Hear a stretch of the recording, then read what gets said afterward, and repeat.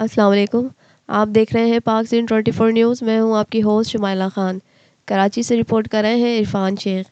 मलीर के सिद्दीकोट की रिहायशी 13 साला बच्ची अलीना बिनते जानी जो कि वो घर का पानी भरते हुए वाटर बोर्ड के मेन हॉल में गिरकर डूब गई।